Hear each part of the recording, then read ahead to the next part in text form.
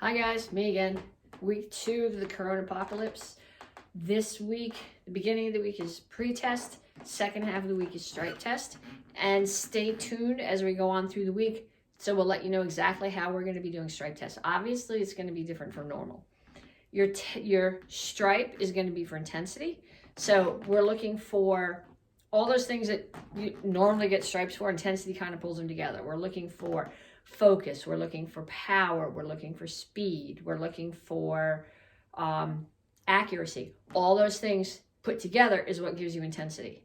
The other thing, and I don't normally talk about with the adults, but the kids are getting their star for potential. Now, if your kids are in the kids class, I asked them to do the star sheet. But it's not a bad idea for you guys this month during this very unprecedented time to do the star sheet yourself. This is not something we've dealt with before. One of my students, Shane Burke, said to me at the beginning of this, "Ma'am, I know you're not that old, but you're a few years older than me. Have you ever seen anything like this before?" And I said, "You're right, I'm not that old." I think the only time there was ever anything like this was the flu epidemic, 1918, 1919. So nobody's geared up to do this. I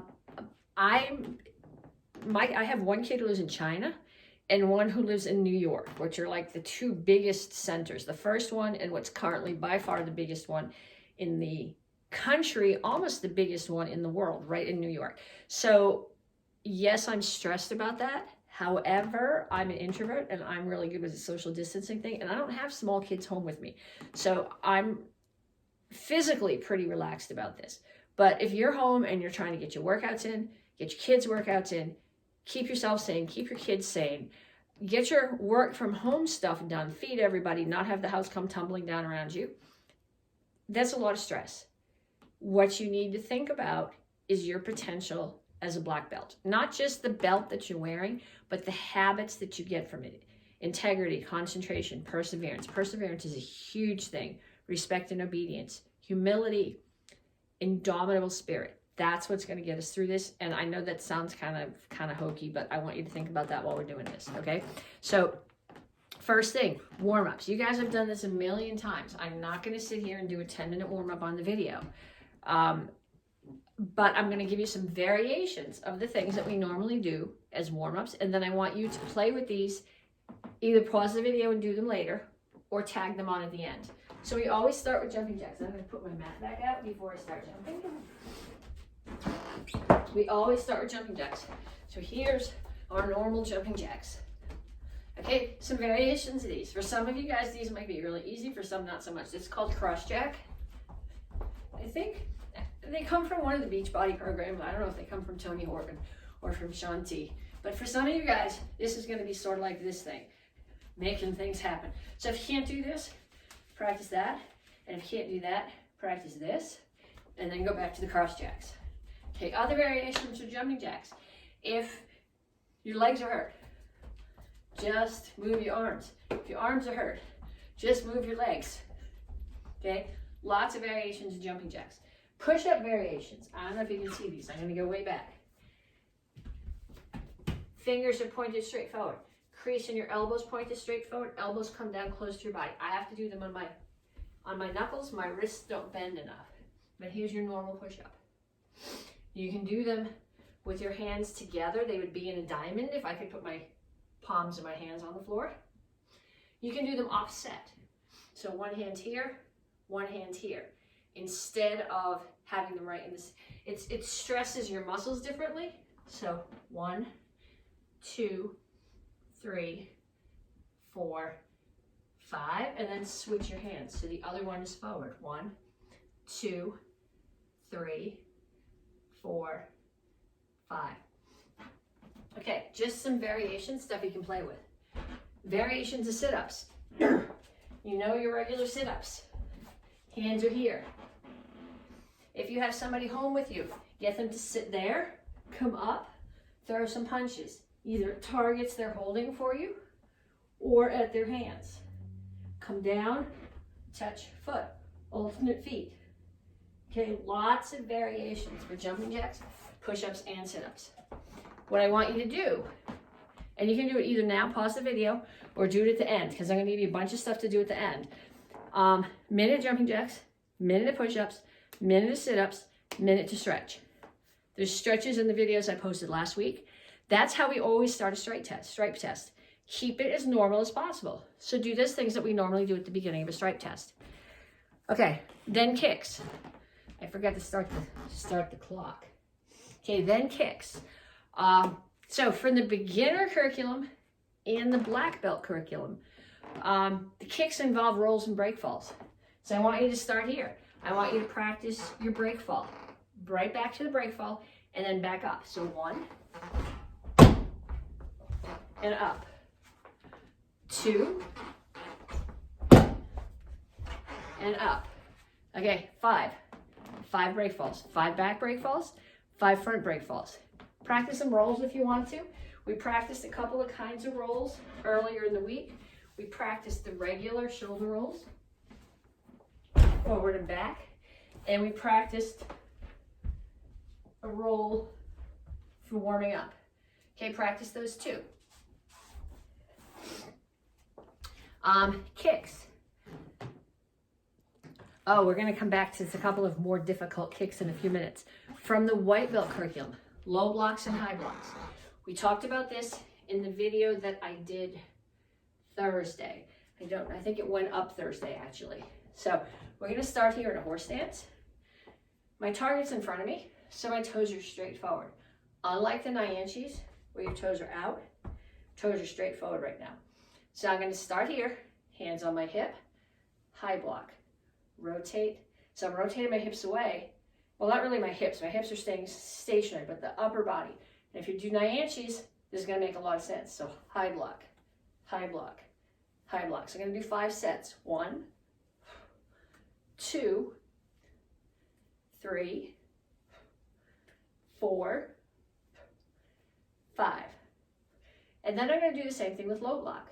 1, 2, 3, 4, 5. Okay, if that's too easy, set a little bit lower. If you want to, add some punches. So I'm going to go punch, high block, punch, high block, punch, high block, punch, high block. Same thing with the low block. Punch, low block, punch, low block, punch, low block, punch, low block. Okay, you can do these moving forward and back. I can start here. Punch, high block, punch, high block, punch, low block, punch, low block. Mess with them. Travel back and forth. My downstairs is kind of an open circle. If I go in the other room, you're not going to be able to see me, so there's not much point. But if you have an open circle, practice these. Like sometimes I do curls for fitness, and you go all the way around the circle. Come back, wave to the video, start again. Okay, beginner technique. Advanced kick, tornado kick. We practiced this last week. Front kick chambers, it's 2 crescent kicks, and if you can get the third kick in, Jason Luke, take a video of this, post it, or Van, or Burke, or anybody else who thinks they can do all 3 kicks, because I can't. Seth, if you can do this and you want to post this, that would be really cool, because I can't show you the third one. Okay, so it's kick, spin, pump, kick. Tricks to this. I noticed a couple of you guys put videos up last week. Tricks that make this work better. 1, I have my target. I'm looking right now straight at the red light on the camera. So I keep my eyes on that, and all my chambers come straight to that. So it's knee comes straight up, knee up, kick. I'm still looking at my target. I look at my target again, the chambering knee comes straight up, and then back knee comes straight up. Another thing to think about is a lot of you guys, you're trying to get your kick higher, so you lean back. And what happens when you do that is you start to travel. So when I do my kick, my back is straight. Kick, spin, kick. That's what gives you the up and down. So I want you to practice these, starting at the back. You're going to travel some, and you're going to do sets. When you do this, it's going to give you both legs. My right one is much smarter than my left one. And then the next set is on the other side. See, that one's not so pretty. Maybe this would be an opportunity while I'm here to get the left side less stupid. Might get a little stronger. I don't think it's going to get a whole lot less stupid. Then, from the black belt curriculum, what we did differently from the kick in the black belt curriculum was we took this tornado kick and we did the crescent kick and we do a spin pit shocky to the rear leg roundhouse kick. So what I want you to do right now is the pit shocky. I'm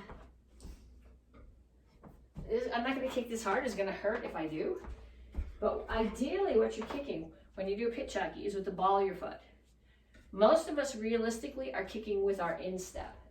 And from a sparring point of view, kicking with your instep actually makes a little bit more sense because it gives you a little bit of distance. So it comes up like a front kick, crosses your body, and then my hips open and close. So I'm going to think about, you could even put something there, but I don't want to put a sticker on my nice dining room chair. I'm going to come up, I'm going to open my hip and tag the top of my foot to the chair. The other thing having a chair there will prevent you from doing is making the full circle. Because a lot of people, when they're doing a pit shocky, instead of open and close, they open and keep opening, and they close their foot, but not their hip and their knee. So having the chair here forces you to bring your foot back. You can go over the chair, but that's not what I'm looking for. This is your target. So 1, 2, 3, 4, 5. Do some on the other side too. I'm going to give you an assignment when we get to the end of this video. Okay, so that's techniques from each curriculum. Low blocks, high blocks, horse stances, break falls and rolls, tornado kicks, pit jockeys. Then we're going to go on to forms. I'm not going to do all the forms for you today. I did them all with you last week. Go back to, pretty sure we did the entire form for each class in Monday's video. Might have done them again Thursday. But if you have questions about the particular moves of the form, go back there. What I want to do right now is I want to pick from each form a drill or two that's going to work on intensity, which means it's going to be focused on stance or somehow, excuse me, it's allergy season already, stance or somehow on technique that's going to make your form stronger, more accurate, more focused, and that's what gives you the intensity. So for the white belts, your form is basic form 2. And what I want you to think about, let me get rid of the mat. I'm done. Well, yeah, it's easier to move my feet without the mat. What I want you guys to think about is your stance. So I'm in Shugal Chassi and I have a high block. The power here comes from rotation. It comes from anchoring, which is pushing off the back foot, and it comes from backup mass, which is settling your weight here from your hips, not here from your chest. So I want you to start here. I'm in high block. Turn, chamber on your back hip, step out through Soko Chassi, and block. So when I say back hip, it's the hip that's gonna be in the back. So I guess it's the one that's in the front now. I'm putting my hands on it and pushing it to the back. Block, block, and then I'm gonna go backwards, the same thing. Back, back, back.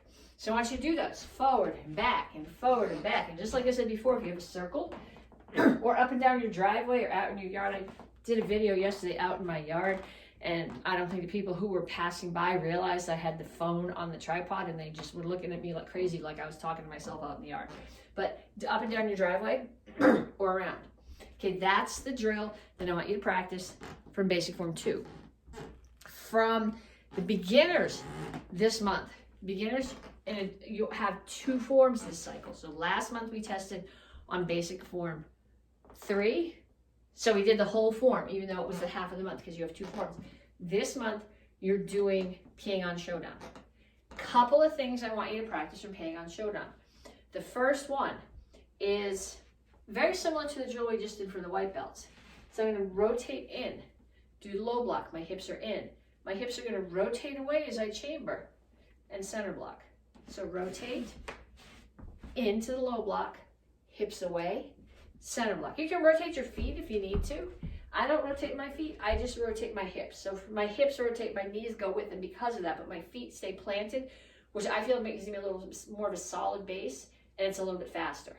So I'm here, low block, center, low block, center, low block, center block. And the same thing going back. Low block, center block, low block, center block, low block, center block. Okay. From that same form, we're using the cat stance, and this is the first form that uses the piang blocks. So we talked about this. Your hands start here, they come in tight and across, and they block. This hand is not touching, it's not here.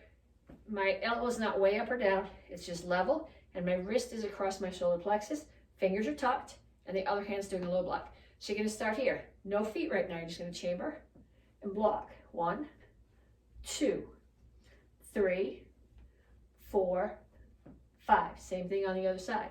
1, 2, 3, 4, 5. Then you're going to add the stance to it. So you're going to come, let me get rid of this completely. I don't think I'll be using it again. Use me a little bit more room so that you can see what I'm doing. I'm going to start in the cat stance with the piang low block. Turn, block. So look, I'm already looking at you. Chamber, step, block. Look, chamber, step, block. All the way forward.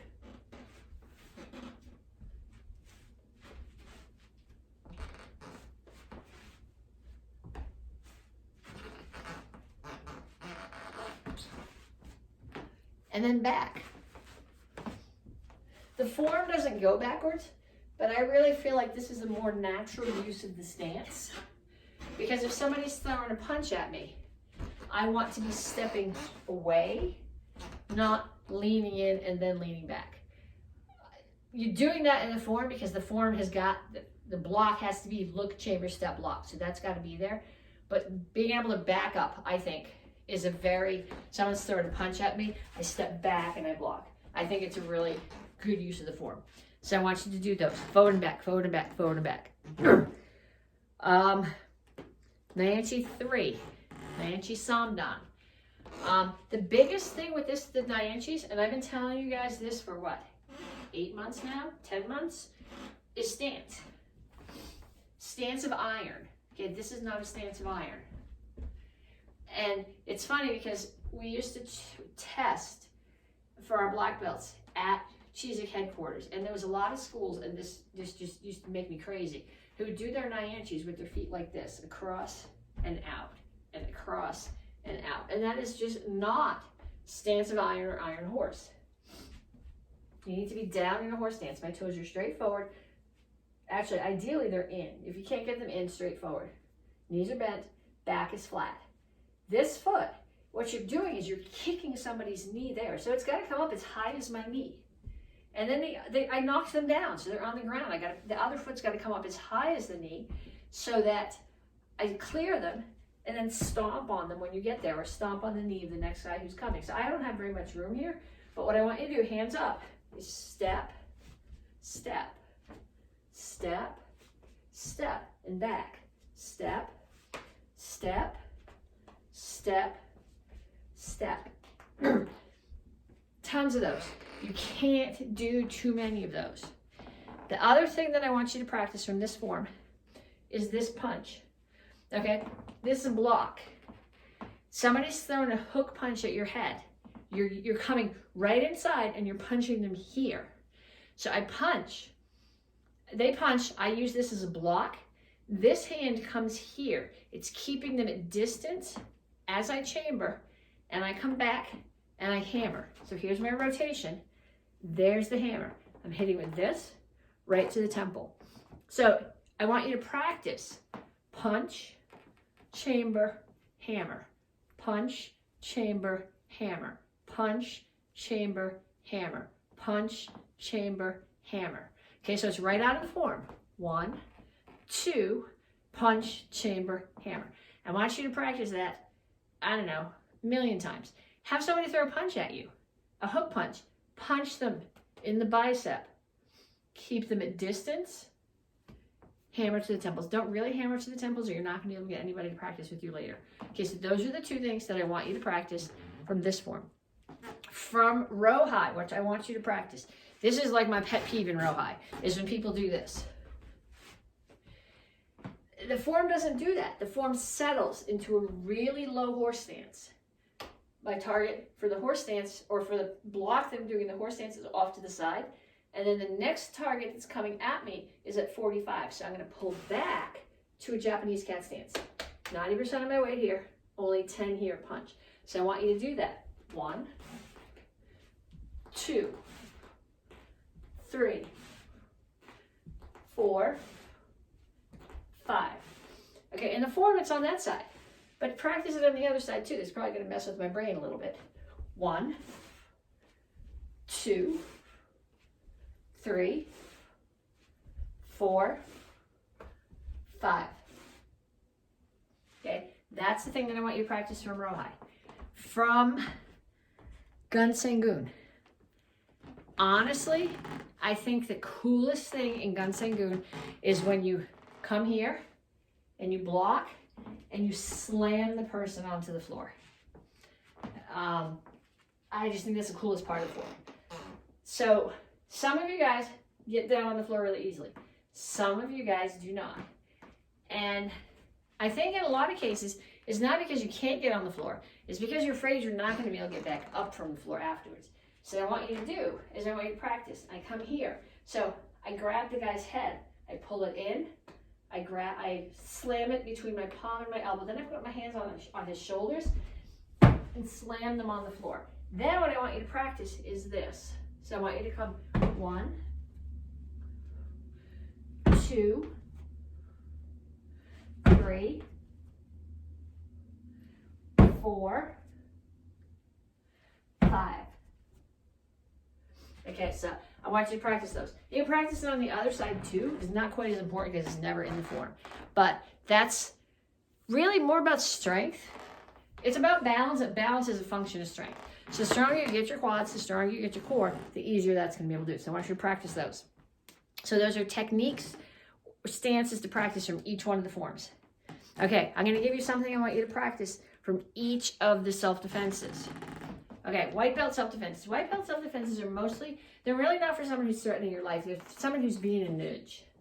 Okay, so they're shaking your hand too much. Shake, shake, shake, shake, shake. Peace sign. Hey dude, we're good, right? On across their wrist, peel their thumb. Now if they let go, self-defense over, run. If it turns out they're a little bit more than a nudge and they're trying to drag you away, take your thumbnail, and when you grind their thumb, dig your thumb into their cuticle. Then, again, if they're being more than a nudge, you got to do a lot more to get away. So they're here. I'm going to grab. I'm going to pull. I'm going to peel. And then if they're still thinking about grabbing again, I'm going to come in and I'm going to throw techniques. You guys have a bunch of techniques in your toolbox. You got punches, you got kicks, you got knees. Even if you're a white belt or beginner, you've learned punches, you've learned some basic kicks. Throw those in. Get somebody in your house to practice with. Have them shake your hand. Have them shake your hand, the other hand. Have them come up behind you. Have them practice. Are they a nudge or are they actually a threat? So they're going to come up behind you or come up in front of you and grab your hand. And if they're smiling at you and waving, they're just being a nudge. And if they're telling you, come with me, I'm going to take you, then they're not being a nudge. And you need to do the self-defense with a little bit more oomph at the end. Practice that. Find someone to practice with. From the beginner curriculum, Kata Guruma. If you have questions about this, go back to the video that I did with you last week. We practiced this. But what I want you to practice right now, when you do Kata Guruma, your foot does not go this way. I'm here. I just turn and drop my knee. So what I want you to see you do is from here. Make sure when you drop your knee, I don't know if you can see my foot in the video, but it's flat. I'm not up on the ball of my foot, because if I'm up on the ball of my foot, the person I throw lands on the back of my foot, all those little bones in the top are going to break. And having to go to the emergency room right now to get your foot casted or in a boot would be a really bad idea. So I want you to start here, and we're just going to do the drop that you're doing. Your hand is here. Their arm, you're tucked in close. The underneath of their arm is on the outside of yours. And I want you to drop 5 times. 1, 2, 3, 4, 5. Then I want you to do it on the other side. 1, 2, 3, 4, 5. Okay, so that gives you a drill from the advanced curriculum, in beginner curriculum. Advanced curriculum, somebody is coming at you to choke you. Don't ever let them get close enough to throw or choke. My hands are going to come up inside. They're facing me here so that they can rotate. You're going to do palm strike, palm heel. Find your collarbones right underneath. That's the top of the pec. You're not pushing, you're smacking. So as they come at you, step back, break, push, jump, spin, back kick. Technically, a traditional tongue pseudo back kick is a blind kick. So I'm looking this way, I see my target, I look away from it, and I throw a kick. If you're going to practice this as somebody in your house, peek. Because if you throw a blind kick and you break their knee or you kick them in the groin, they're not going to be willing to practice with you again. Okay, so here, somebody's coming at me. I'm going to break, push, spin. Now I'm going to peek away. That tends to turn it into more of a side kick, but it protects your partner. Protecting your partner is a really good idea. You have to live with them in the house for God only knows how much longer. So you want to make sure that they're not aggravated with you because you wrecked them. Okay, so you may have paused the video to do these drills during, or you can do them all at the end and come back to the video and reference what I wanted you to do. But what I need to happen is a minute each of jumping jacks, push-ups, sit-ups, any of those variations that I showed you, a minute of stretching. I want you to take the drills that we did from the techniques, each one, 5 times. Take the drills that we did from the forms, each one, 5 times. Take the drills that we did from the self-defenses, each one 5 times. More than 5 times is even better, but at the very least, 5 times. Then I want you to take video or pictures of yourself doing it. Underneath this video on the Facebook feed, make a comment. Tag me in the comment. If you don't tag me, eventually I'll see it, but it might take a few days before I work my way through all the comments. If you tag me in it, it'll show up in my notifications and I'll go right to it. That showed me that you did these things. Do the star sheet with your kids. Like I said, this is a particularly unusual time, and I think the more mental fortitude, basically, that we have, the better it is. And if you're practicing and you're showing your kids that you're practicing, they're going to have more too, which is going to make everybody easier to live with between now and then. So good luck at stripe test. Keep posted. We'll let you know exactly how it's going, and I'll talk to you later. Bye-bye.